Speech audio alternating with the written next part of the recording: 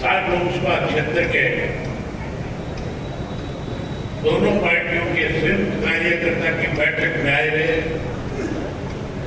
बहुत ही निष्ठावान कर्मठ मेहनत कार्यकर्ता साथियों, पत्रकार छायाकार दोस्तों, मेरे से पहले जितने वक्ता थे उन सब ने आपके सामने आज के हालात में चर्चा करी। देश में 10 वर्षों से भाजपा की सरकार बनने के बाद किस किस्म के हालात रहे, प्रदेश में 10 वर्षों से भाजपा की सरकार बनने के बाद हमारे सामने क्या क्या दिक्कत और कठिनाई आई, कैसे सत्ता में बैठे लोगों ने देश और प्रदेश को लूटने का काम किया, वही इस तरह के फैसले लिए जिससे आम आदमी दुखी हो गया, परेशान हो गया। हर कोई चाहता है कि बदलाव आए।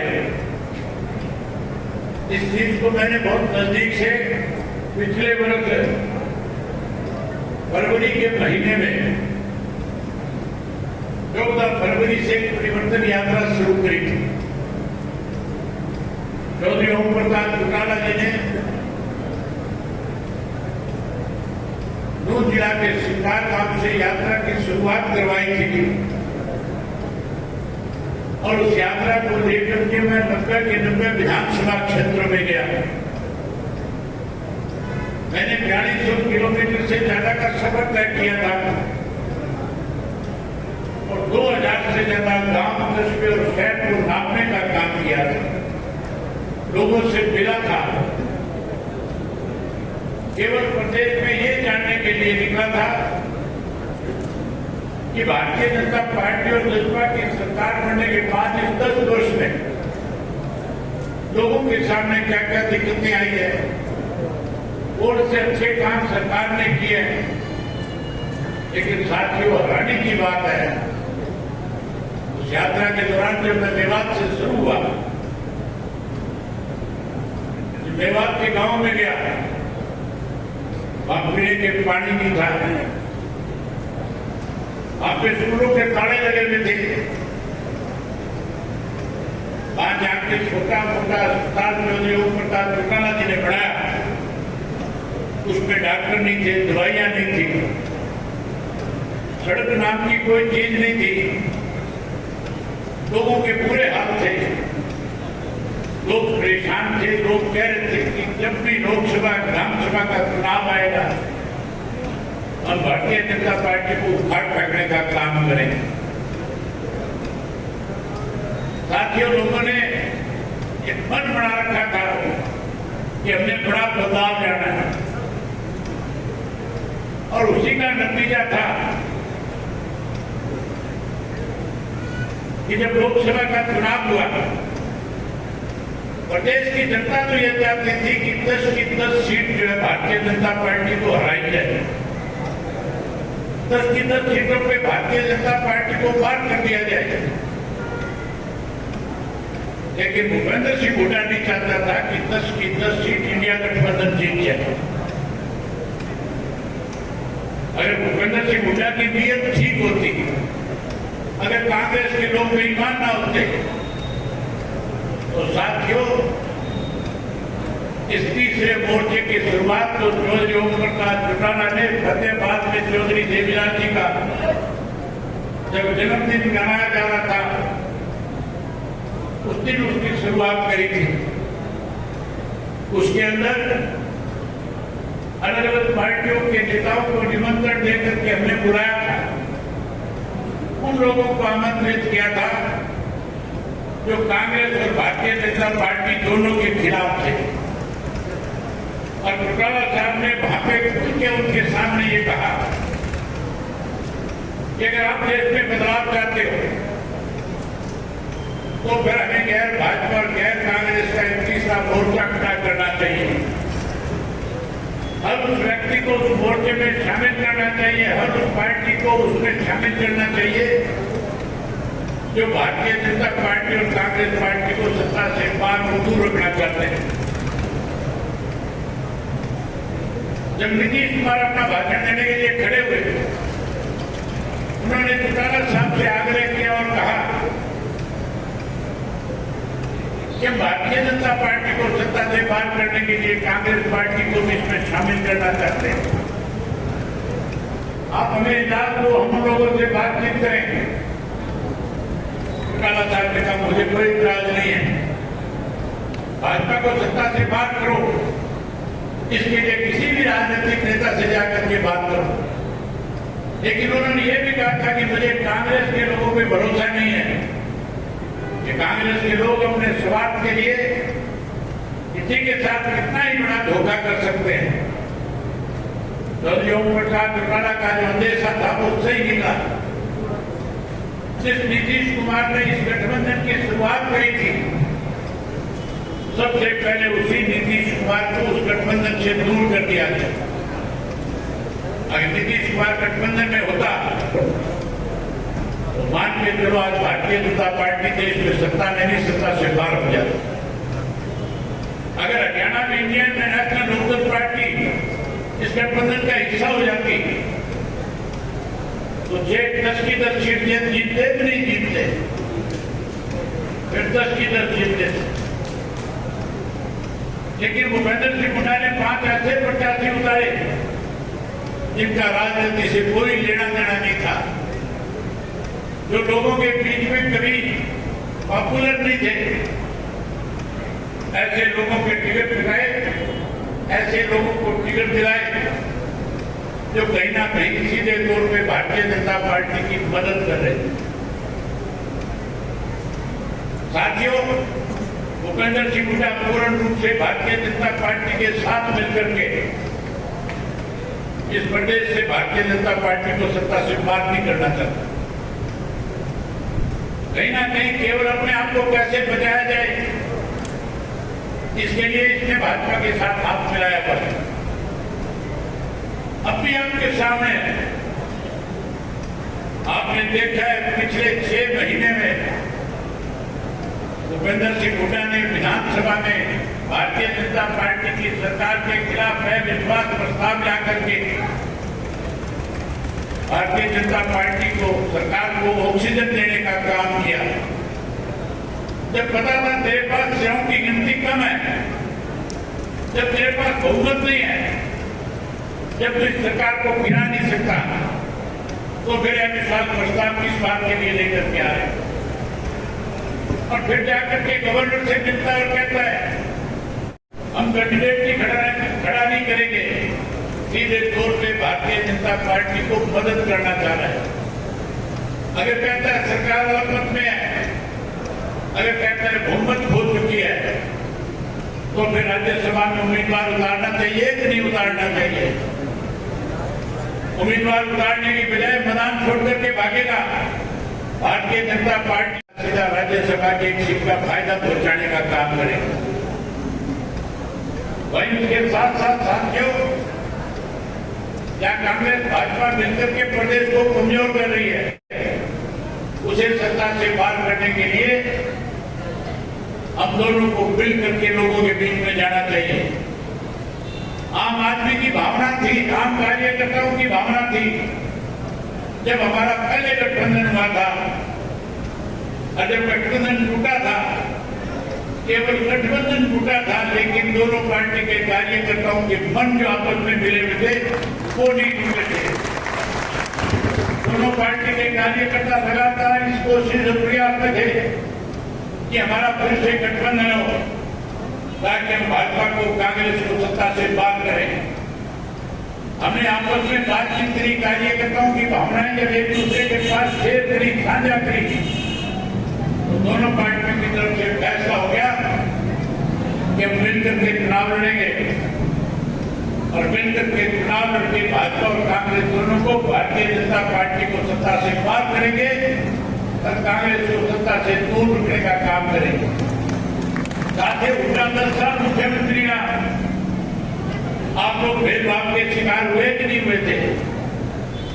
आप लोगों की अनदेखी करी थी कि नहीं करी थी? केवल और केवल अपने सेक्टर में कैसे ज्यादा से ज्यादा काम किया जा सके, कैसे अपने क्षेत्र के लोगों को ज्यादा रोजगार दिए जा सके। भेदभाव के तहत हिसार पूरे जिला को, जो पुराना जिला हिसार था, उसको नजरअंदाज किया गया था। जब चौधरी ओम प्रकाश चौटाला प्रदेश के मुख्यमंत्री थे, लोकल पार्टी जो आपके हितों का ध्यान रखने का काम करती है, आपने हमेशा चौधरी देवीलाल को ताकत दी, चौधरी ओम प्रकाश चौटाला को ताकत दी। मुझे आप पे भरोसा है, उम्मीद है। अखबार में रोजाना बयान नए नए आते हैं, हमने ये सुविधा दे दी, हमने ये सुविधा दे दी, हम ये सुविधा देने जा रहे हैं। वही उसके साथ साथ भूपेंद्र सिंह हुड्डा भी रोज रोज कहता है कि हमारी सरकार बनने के बाद हम बुढ़ापा पेंशन बढ़ा देंगे। हुड्डा कहता है मैं बिजली के बिल 300 यूनिट माफ कर दूंगा। भूपेंद्र सिंह हुड्डा कहता है गैस का सिलेंडर 500 का कर दूंगा। इससे पूछने वाला हो, 10 साल मुख्यमंत्री रहा था, तेरे 10 साल में बुढ़ापा पेंशन क्यों नहीं बढ़ाई? इससे पूछो, सवाल करो, जब 10 साल में मुख्यमंत्री था तब तेने हरियाणा प्रदेश के गैस के सिलेंडर की कीमत क्यों बढ़ने दी थी? जब तू मुख्यमंत्री था तब किसान को फसल के दाम अच्छे क्यों नहीं मिला करते थे? जब ये मुख्यमंत्री था केवल एक काम करता था, गुड़गांव के आसपास के इलाके के किसान की करोड़ों रुपए की जमीन बोरियों के भाव बेचने पे मजबूर करता था। सभा 4 और 6 के नोटिस सरकार की तरफ से दे करके किसान से जमीन छीनता था, बिल्डरों के साथ मिलकर के। बिल्डरों से हाथ मिलाता था, कहता था मैं इस जमीन को नोटिस दूंगा, तुम जाकर के किसान से बात कर लो, थोड़ा ज्यादा पैसा दे करके खरीद लो, फिर आपस में साझेदारी करके आगे बेच लेंगे, आगे प्लॉट काट लेंगे, आगे फैक्ट्री बढ़ा देंगे, आगे कॉमर्शियल कर देंगे। 72,000 करोड़ 72,000 एकड़ जमीन किसान की इस भूपेंद्र सिंह हुड्डा के राज में हरियाणा प्रदेश की बेकीमती जो जमीन की बोरियों के दाम बेचने पे इसने मजबूर किया। इसने भी किसान को लूटा, किसान को कमजोर किया। अब साथियों समय आ गया ऐसे लोगों से बदला लेने, जो इस किस्म के वायदे करके लोग लुभावनी बात कह करके कहीं ना कहीं बदलाना चाहते हैं। उनसे बताना और कहना कि वायदा अगर किसी ने पूरा इस प्रदेश के अंदर किया, जो बात किसी के सामने कही उसको पूरा करने का काम किया, तो उस शख्स का नाम चौधरी देवीलाल था। आज साथियों समस्त हरियाणा सम्मेलन नींद में किया था, लाखों की संख्या में लोग आए थे। चौधरी देवीलाल ने अपने भाषण में कहा था, बूढ़ों पर मत जाना, तुम्हारी 100 रुपए पेंशन करने का काम करूंगा। चौधरी देवीलाल ने कहा था, गरीब आदमी का, छोटे दुकानदार का, किसान का 10,000 तक का कर्जा माफ करूंगा। चौधरी देवीलाल ने कहा था कि गरीब की बेटी की शादी में दिक्कत और कठिनाई ना हो, उसके लिए 100 रुपए कन्यादान के रूप में दूंगा। चौधरी बंसीलाल मुख्यमंत्री थे, कह रहे थे कि सरकारी खजाने से धन दिया नहीं जा सकता। चौधरी देवीलाल बहका रहे हैं। चौधरी देवीलाल ने कहा था कानून बना लूंगा, जैसे ही सरकार बनाओगे अपने प्रिंसिपल सेक्रेटरी से कहूंगा लिख करके लेकर गया 100 रुपया बुढ़ापा पेंशन, नीचे लिख गया 10,000 तक के कर्जे माफ, और उसके नीचे लिख कर मिला 51 रुपए गरीब की बेटी को कन्यादान के, और कैबिनेट में प्रस्ताव रखूंगा, पास कराऊंगा, और नीचे 10 कर दूंगा। देवीलाल उसी दिन से लागू हो जाएगी। लागू करी थी कि नहीं करी थी? जो वायदे किए पूरे नहीं किए थे। आज भी साथियों हरियाणा प्रदेश जो है बहुत कमजोर प्रदेश कर दिया गया है। आज हरियाणा प्रदेश की हालत बहुत दयनीय है। आज हरियाणा प्रदेश में किस तरह से महंगाई बढ़ी है, भ्रष्टाचार बढ़ा है, कानून व्यवस्था खत्म हुई है। अगर मैं एक एक बात की विस्तार से चर्चा करूंगा तो बहुत समय लग जाएगा। आज हरियाणा प्रदेश के पढ़े लिखे बच्चों के लिए रोजगार नहीं है, नौकरी नहीं है। हर गांव से बच्चे जमीनें बेच करके विदेश के अंदर जहां 10 रुपए का चुनाव निशान लेकर के 50 से आए उसको दे देना, अगर हाथी का चुनाव निशान पार्टियों की तरफ से दिया जाए उसे भी जिता करके विधानसभा में भेज देना। सरकार बनने के बाद साथियों, सबसे पहले चौधरी देवीलाल ने जो 100 रुपया पेंशन करी थी 35 साल पहले, आज लंबा समय हो गया, पेंशन बढ़ा के 3000 तक तो पहुंचा दी, लेकिन इससे ज्यादा नहीं बढ़ पाई। 3000 में गुजारा नहीं चलता। हमारा फैसला है कि 7500 रुपया महीना पेंशन देकर के गुजर का वही 7500 रुपया जहां पेंशन देंगे वहीं उसके साथ साथ हर घर से पढ़े लिखे रोजगार को रोजगार और नौकरी देने का काम करेंगे। जो कोई नौकरी से वंचित रह जाएगा उसे चिंता करने की जरूरत नहीं है, उसे 21,000 रुपया सम्मान भत्ता देकर के उस बच्चे का भी मान सम्मान बढ़ाएंगे। कई साथियों, माताएं बहनें बैठी है, मोदी कह रहा था गैस का सिलेंडर मुफ्त में दूंगा, अब ये नायब श्रेणी कहता है 500 में दूंगा, हुड्डा भी कहता है 500 में दूंगा। आप चिंता मत करना, आप सरकार बनाने में बड़ी भूमिका निभा सकती हैं। आपका 50% हिस्सा है, जहां और लोगों को सुविधाएं मिलेगी आपको भी उतनी सुविधाएं मिलनी चाहिए। हम आपको हर महीने की पहली तारीख को सरकार की तरफ से गैस का सिलेंडर मुफ्त में देने का काम करेंगे। जहां गैस का सिलेंडर आपको मुफ्त देंगे, भाई 1100 रुपये आपकी रसोई बढ़िया चले, किसी से मांगना ना पड़े, वो भी आपके खाते में डाल देंगे। भाई उसके साथ साथ साथियों, कोई बिजली के 300 यूनिट माफ करने की बात करता है, कोई हमारी नजर करके कहता है सोलर सिस्टम लगाएंगे। ये शुरुआत सबसे पहले हमने कही थी। हमने कहा था सरकार बनने के बाद हम हर घर के ऊपर सोलर का लगा करके पैनल और बिजली डोमेस्टिक को मुफ्त में देने का काम करेंगे। एक नया पैसा बिजली का बिल नहीं आएगा, 100% बिजली आपकी फ्री में आपको मिला करेगी। वहीं आपको पीने का पानी मुफ्त में मुहैया कराएंगे। उसके साथ साथ देने से पहले आकाश जी चिंता कर रहे थे, कह रहे थे कि हरियाणा प्रदेश में स्कूल बंद किए जा रहे हैं, बच्चे पढ़ेंगे कहाँ, गरीब का बच्चा कैसे आगे बढ़ेगा। मैं आपको विश्वास और भरोसा दिलाता हूँ, आप सरकार बनाओ, हरियाणा प्रदेश के हर बच्चे की शिक्षा का मुफ्त में इंतजाम करना सरकार का काम होगा। हमारे प्रदेश का बच्चा चाहे दिल्ली पढ़ने जाए, मुंबई जाए, कलकत्ता जाए, चेन्नई जाए, उस बच्चे को इस बात की चिंता नहीं होगी कि उसकी फीस कैसे भरी जाएगी। उसकी फीस सरकार भरने का काम करेगी। वहीं उसके साथ साथ आजकल एक नया काम और हो रहा है, कैसे हेल्थ के ऊपर लोगों को बरकराने का काम किया जाता है। कोई कहता है आयुष्मान का 5 लाख का कार्ड बनवा लो, कोई कहता है 10 लाख का बनवा लो, कोई कहता है 20 लाख रुपए तक की मुफ्त दवाई देंगे। मैं कहता हूँ परमात्मा ना करे हरियाणा प्रदेश में किसी भी कोई घर में भारी बीमारी आए, किसी को अस्पताल जाना पड़े, अगर साथियों को किसी वजह से किसी को हॉस्पिटल जाना पड़ा, एक नया पैसा भी उसकी दवाई पे उसको खर्च नहीं करना होगा। सरकार की जिम्मेवारी होगी कि बुजुर्ग का घर में आकर के इलाज करके जाए और मुफ्त में करके जाए, ताकि उसको हॉस्पिटल जाने में दिक्कत आए। वहीं उसके साथ साथ ओल्ड पेंशन स्कीम को लेकर के भी बड़ी चर्चाएं प्रदेश में चल रही है। रोज ओल्ड पेंशन स्कीम को लेकर के लोग सड़कों के ऊपर है, हुड्डा कहता है कि मैं ओल्ड पेंशन स्कीम लागू कर दूंगा। हुड्डा से पूछना साथियों, कोई अगर यहाँ पेंशनधारी बैठे हैं तो अगर कोई कर्मचारी यहाँ बैठा है तो वो पूछ रहा है कि ये ओल्ड पेंशन स्कीम सबसे पहले खत्म किसने करी थी। जिसको खत्म करने वाला भूपेंद्र सिंह हुड्डा था, इस हुड्डा ने खत्म किया था। इसको अगर कोई लागू करेगा तो बहुजन समाज पार्टी और इंडियन नेशनल लोकदल पार्टी की सरकार बनने के बाद हम लागू करने का काम करेंगे।